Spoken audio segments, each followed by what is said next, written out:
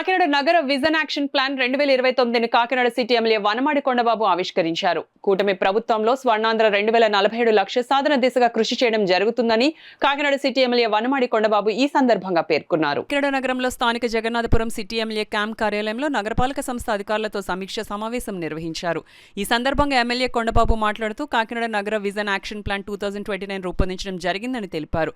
స్వర్ణాంధ్ర 2047 లక్ష్యాలను చేరుకునేందుకు జిల్లా వృద్ధి రేటు 15% పెంచేందుకు అధికారులు కృషి చేయాలని ఆయన సూచించారు. పేదరిక నిర్మూలన, ఉపాధి కల్పన, నైపుణ్యం, మానవ వనరుల అభివృద్ధి, నీటి భద్రత వంటి విధానాలతో తాజా విజన్లో రూపొందించినట్లు వివరించారు. 2029 నాటికి స్మార్ట్ సిటీ అభివృద్ధి కోసం ప్రణాళిక సిద్ధం చేసి ప్రభుత్వాన్ని జరుగుతుందని తెలిపారు.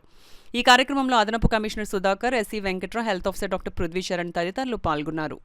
నారా చంద్రబాబు ముఖ్యమంత్రిగా ఉన్నప్పుడు ఈ రాష్ట్రాన్ని ఏ విధంగా అభివృద్ధి చేసుకోవాలని చెప్పి విజన్ 2020 నాటికి రాష్ట్రాన్ని స్వర్ణాంధ్రప్రదేశ్గా తీర్చిదిద్దానని చెప్పారు ఆయన. అది విజన్ ప్రకారంగా అభివృద్ధి చేస్తున్న సమయంలో రెండోసారి అధికారం కోల్పోవడం జరిగింది ఆయన. అదే విజన్ అంతా డిస్టర్బ్ అయిపోయింది మొత్తం టోటల్గా.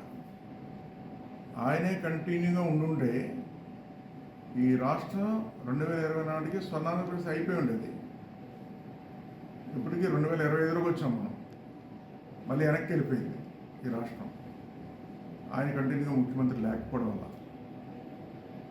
ఇప్పుడు మళ్ళీ చంద్రబాబు నాయుడు గారు ముఖ్యమంత్రి ఉంటే బాగుంటుందని మళ్ళీ అవకాశం ఇచ్చారు ఈ రోజున. మళ్ళీ ఇప్పుడు 2047కి ఈ రాష్ట్రాన్ని స్వర్ణాంధ్రప్రదేశ్ తీర్చిదిద్దడానికి ఒక యాక్షన్ ప్లాన్ తయారు చేస్తున్నారు ఈ రాష్ట్రం. అలాగే మన కాకినాడని 2029 నాటికి ఒక స్మార్ట్ సిటీగా డెవలప్ చేసుకోవడానికి ఒక యాక్షన్ ప్లాన్ తయారు చేయడం జరిగింది. దానికి సంబంధించి ఈరోజు ఈ సభ్యులందరూ కూడా ఒక టీం మన కాకినాడని అన్ని సెక్టార్లో కూడా ఒక పక్కన అభివృద్ధి, ఉపాధిలోని అన్ని రంగాల్లో కూడా ఈ కాకినాడని ఏ విధంగా అభివృద్ధి చేసుకోవచ్చన్న ఆలోచనతో మనకు కూడా ఒక యాక్షన్ ప్లాన్ తయారు చేయడం జరిగింది ఈ రోజున. దాని మీద ఈ రోజున గ్రూప్ డిస్కషన్ చేసాం. ఇంకా అందులో ఏమైనా లోటుపాట్లు ఉన్నాయా, ఇంకా బెటర్గా ఏం చేస్తే బాగుంటుంది అని మేము అందరూ కూర్చుని తయారు చేసిన దాని మీద గ్రూప్ డిస్కషన్ చేస్తాం. ఇందులో ఇంకా కొన్ని మార్పులు చేర్పులు చేయవలసి ఉన్నాయి.